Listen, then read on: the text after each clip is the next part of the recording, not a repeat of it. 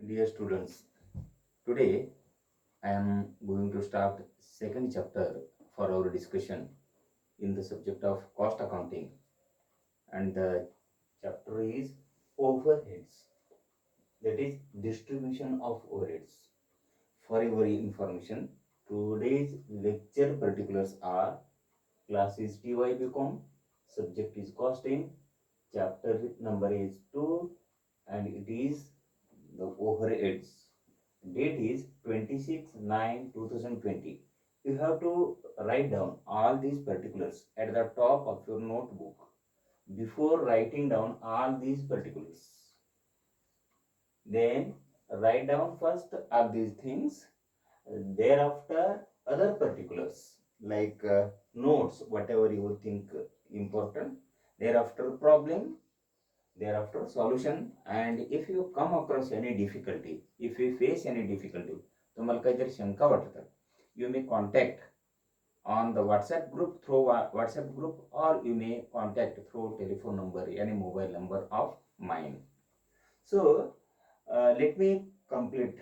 Today we have taken too much time for completion for discussion of the first chapter, that is preparation of cost sheet. Now it is time to close the discussion of that particular chapter and start a second chapter for a discussion. I am taking this chapter for the discussion here as per my convenience. Actually, in the syllabus, it is not second chapter. Second chapter may be otherwise, but it is very easy and general chapter. Hence, I have chosen मी निवडलेले आहे हे अध्याय. I have chosen this chapter for discussion. So the chapter is once again, the class is TYBCom, subject is costing, chapter number is second, that is overheads, and date is 26/9/2020, and overheads, distribution of overheads. Okay, first we have already discussed the meaning of overheads, you know, to some extent. In spite of being low, nevertheless, म्हणजे तरी सुद्धा काही गोष्टी आहे ना, overhead म्हणजे काय सुरुवातीपासून तुम्हाला सांगायला प्रयत्न करतो. हे जे काही लेक्चर आहे, हे लेक्चर आहे ना, लेक्चर नंबर 1, यानी लेक्चर नंबर चैप्टर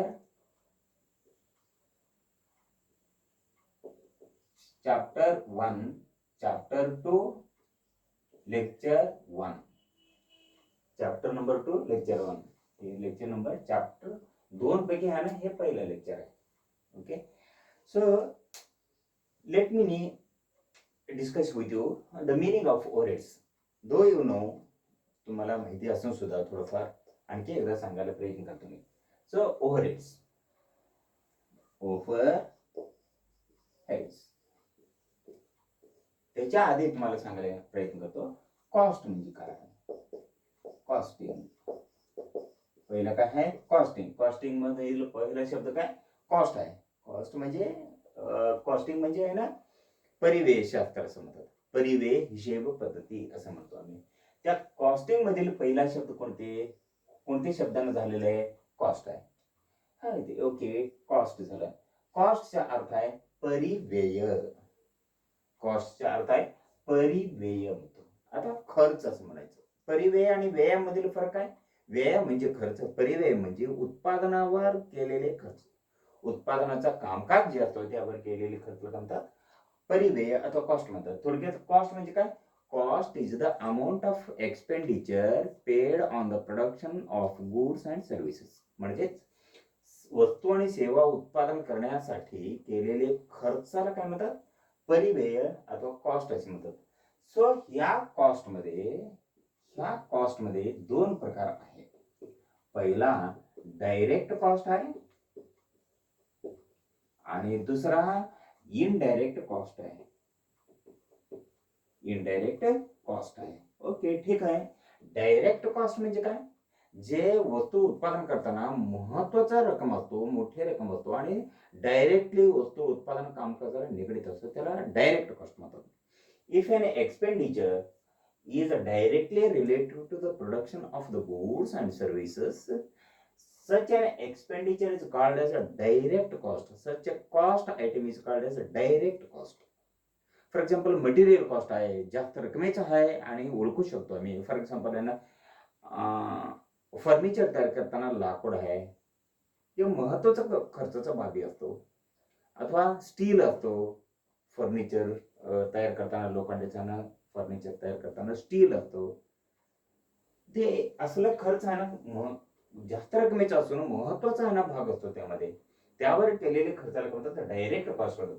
ह्या डायरेक्ट कॉस्टला मध्ये ह्याने किती ए बी सी एकूण 3 प्रकार आहे. पहिला डायरेक्ट मटेरियल्स, डायरेक्ट लेबर आणि डायरेक्ट एक्सपेन्सेस. ओके, अथवा त्याला काय म्हणतात चार्जेबल एक्सपेन्सेस सुद्धा म्हणतात, तुम्हाला माहिती असल्याप्रमाणे. राईट, हे डायरेक्ट कॉस्ट झालं, हे एक भाग. आता इनडायरेक्ट कॉस्ट म्हणजे काय, जे खर्च मी डायरेक्टली एका वस्तूच्या उत्पादन कामासंबंधी ओळखू शकत नाही, असल्या खर्चाला काय म्हणतात इनडायरेक्ट कॉस्ट. इनडायरेक्ट कॉस्ट अथवा अप्रत्यक्ष स्वरूपाचे परिव्यय अथवा अप्रत्यक्ष स्वरूपाचे खर्च असं म्हणतात. राईट, त्या इनडायरेक्ट कॉस्टला एक नाव आहे, त्याला काय म्हणतात ओव्हरहेड्स. त्यालाच नाही इनडायरेक्ट कॉस्टला दुसरं नाव काय आहे, ओव्हरहेड्स असे म्हणतात. जसं कॉस्ट म्हणजे डायरेक्ट कॉस्ट अधिक इनडायरेक्ट कॉस्ट म्हणजे डायरेक्ट कॉस्ट अधिक overheads equal to total cost येतो. त्या टोटल कॉस्ट मध्ये आणखी यांना प्रॉफिट ऍड केलं तर आम्हाला सेल्स मिळतो. त्यामुळे लक्ष द्या, इनडायरेक्ट कॉस्ट हे एक दुसरं अप्रत्यक्ष खर्चाला इनडायरेक्ट कॉस्ट म्हणतात, प्रत्यक्ष खर्चाला डायरेक्ट कॉस्ट म्हणतात. हे थोडक्यात लक्षात ठेवा. राईट, आता इनडायरेक्ट कॉस्ट मध्ये सुद्धा है ना वेगवेगळे प्रकार आहे. तुम्ही फंक्शन वरून क्लासिफिकेशन केल्यानंतर म्हणजे कार्यात्मक विभाजन म्हणतात.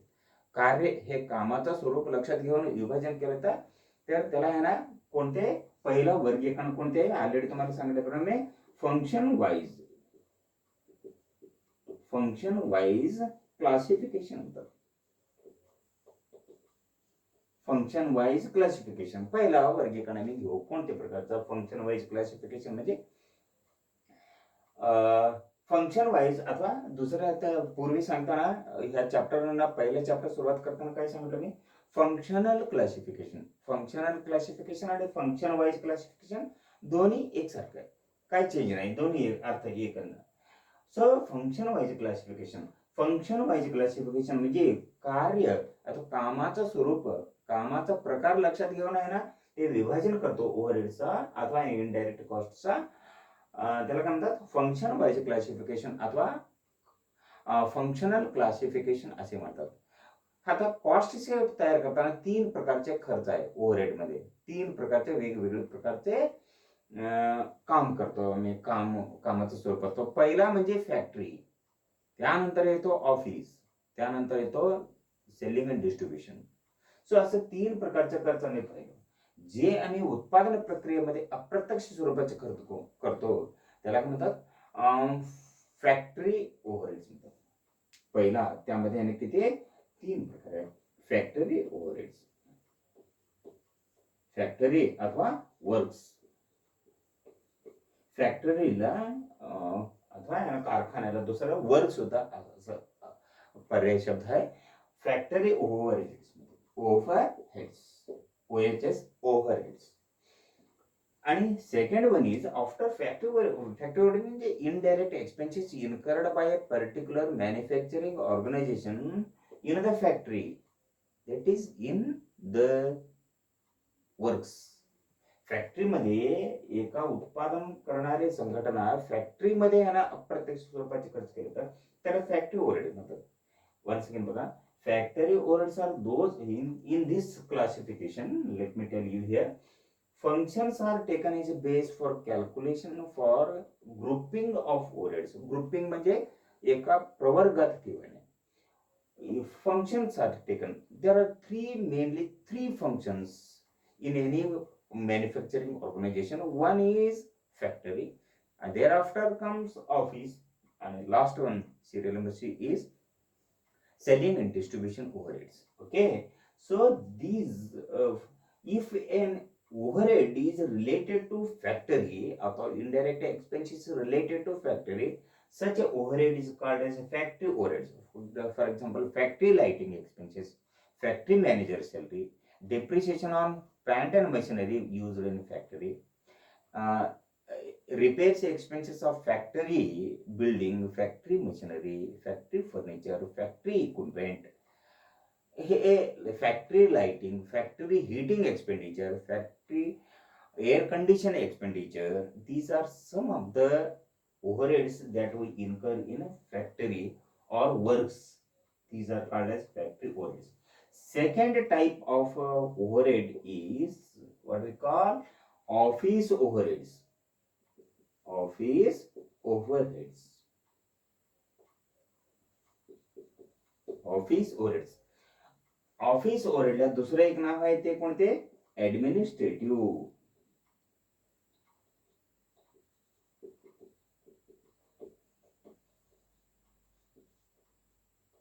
OHS.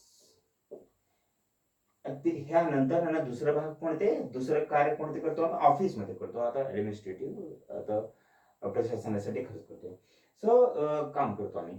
So office overheads अथवा administrative overheads, office overheads अथवा administrative overheads. This is the second type of expenditure overhead that we incur in case of office overhead.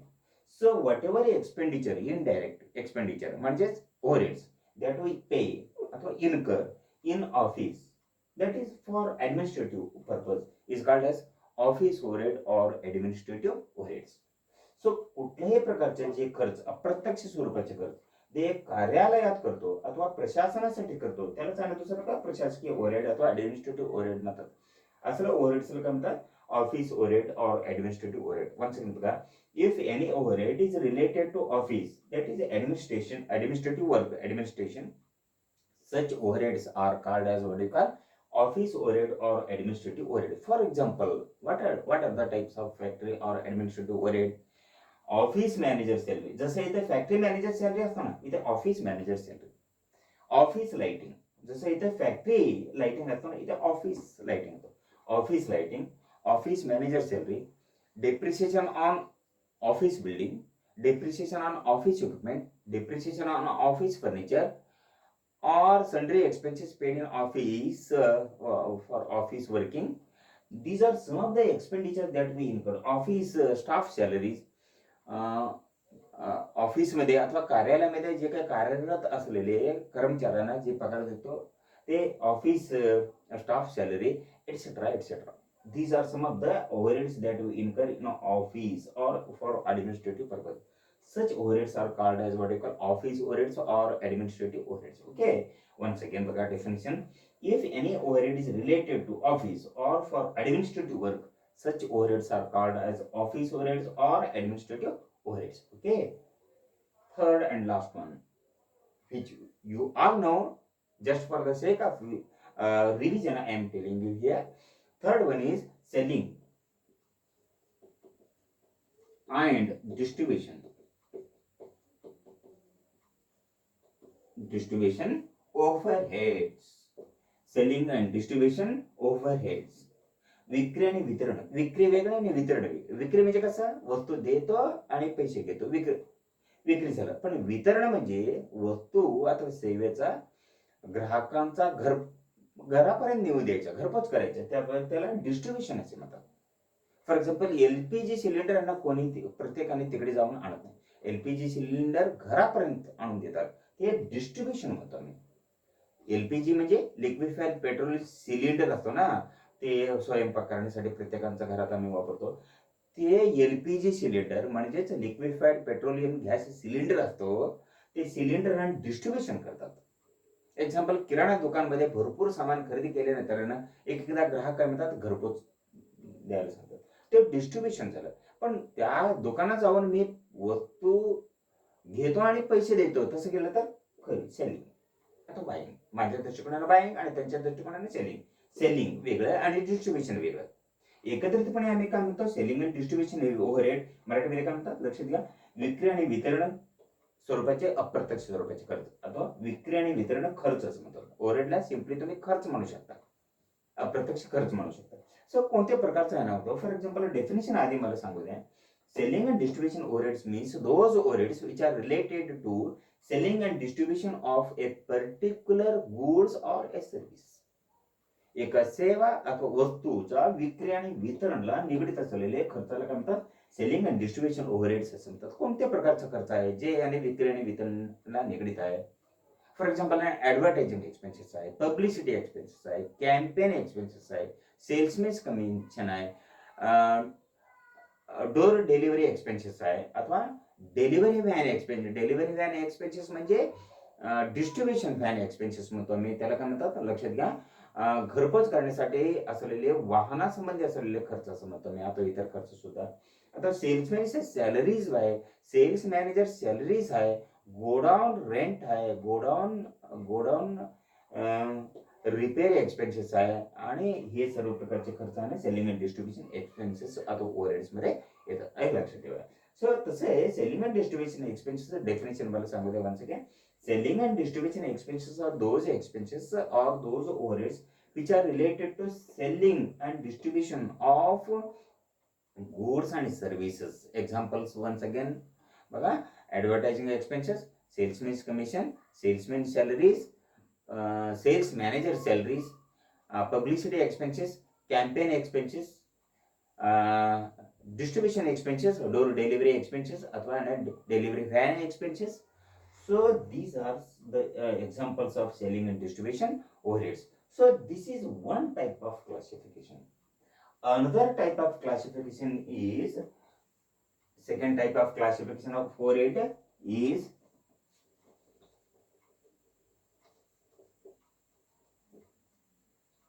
second type of classification is variability. VAR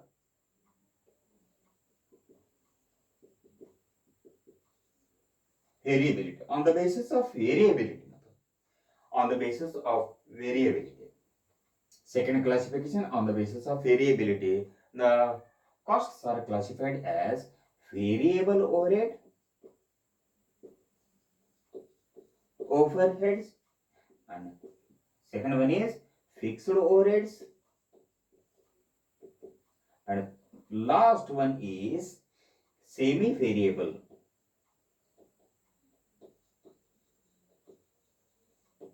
semi variable overheads अथवा semi fixed सुद्धा म्हणतात.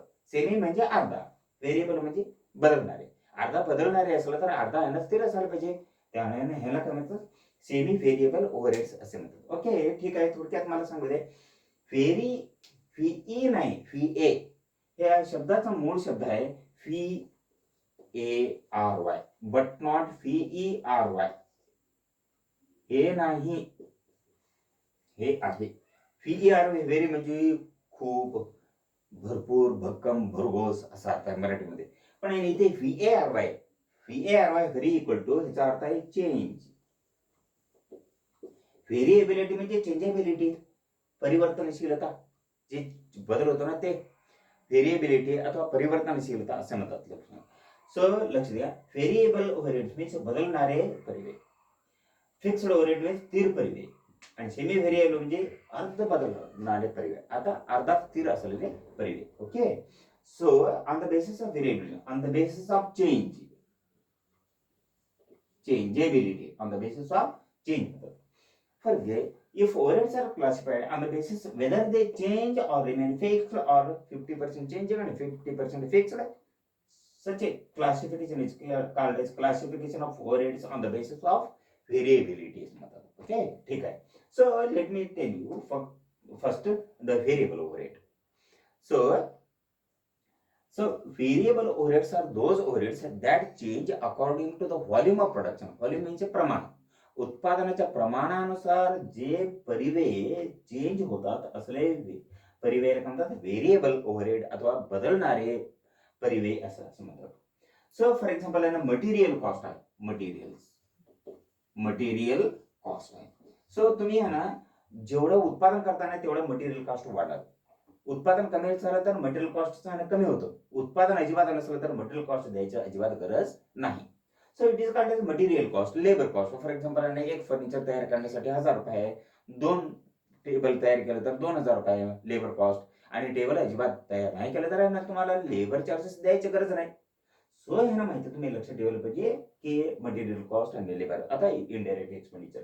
So there are certain overheads which change according to the volume of production. If a overhead changes according to the volume of production, for example it is called as what you call variable overheads. So if a overhead changes according to the volume of production, it is called as variable overhead. But if the overhead remains fixed even though the volume of production increases or decreases, it is called as what you call fixed overhead. स्थिर स्वरूपाचे परिव्यय असं म्हणतात. उत्पादन कितीही प्रमाणात असू दे, तो कमी होऊ दे जास्त होऊ दे, हे फिक्स्ड ओव्हरहेड चेंज होतात. For example factory manager salary, factory rent वगैरे तुम्हाला ना द्यायलाच लागतो, उत्पादनाचं प्रमाण किती जास्त किंवा कमी असू. So fixed overhead. आणि there are third type of overhead is what you call semi variable overhead अथवा semi fixed overhead. Means up to certain extent it remains fixed, thereafter increases, thereafter fixed, thereafter increases. Such a overhead is called as what you call semi variable overhead or semi fixed overhead. For example, मला सांगू द्या एक ना, variable overheads are those overheads that change according to the volume of production. उत्पादनाच्या प्रमाणानुसार overheads बदललं तर, आणि उत्पादन वाढ झालं तर वाढ होतो, ओव्हरहेड कमी झालं तर कमी होतो, आणि उत्पादनाची बंद नसेल तर व्हेरिएबल ओव्हरहेड द्यायची गरज सुद्धा नाही. So such overheads are called as variable overhead. उत्पादनाचे प्रमाण कितीही असून सुद्धा, कमी जास्त असून सुद्धा स्थिर असतो. For example factory manager salary, factory rent वगैरे असतात. Such overheads are called as fixed overheads. Fixed overheads are those overheads that remain fixed even though म्हणजे तरी सुद्धा the volume of production increases or decreases. Third type of overhead is up to certain limit. If overheads remain fixed up to certain limit, thereafter remain fixed, such overheads are called as semi variable overheads or semi fixed overhead. Example कोणते यासाठी? Electricity bill असतो, एखादपर्यंत स्थिर, त्यानंतर वाढ, त्यानंतर स्थिर, त्यानंतर वाढ, असं असतो. आणि टेलिफोन बिल असतो. So telephone bill, electricity bill हे सगळे सेमी व्हेरिएबल ओव्हरहेडला एक्झाम्पल आहे. सो हे झालं आजचं आहे ना चर्चा. नंतरच्या एक्झाम्पल मध्ये तुम्हाला आहे ना इतर दुसरं लेक्चर मध्ये लक्षात ठेवा तुम्ही ते, हे लेक्चर नंबर चॅप्टर नंबर 2 पैकी एक आहे, तुम्ही लक्षात ठेवा. Lecture number chapter 2 lecture 1, chapter 2 lecture 1. आता पुढच्या लेक्चरचा नंबर आहे ना चॅप्टर 2 लेक्चर 2 होईल. या पद्धतीनं नाव देत जातो. तुम्ही हे सगळे करू.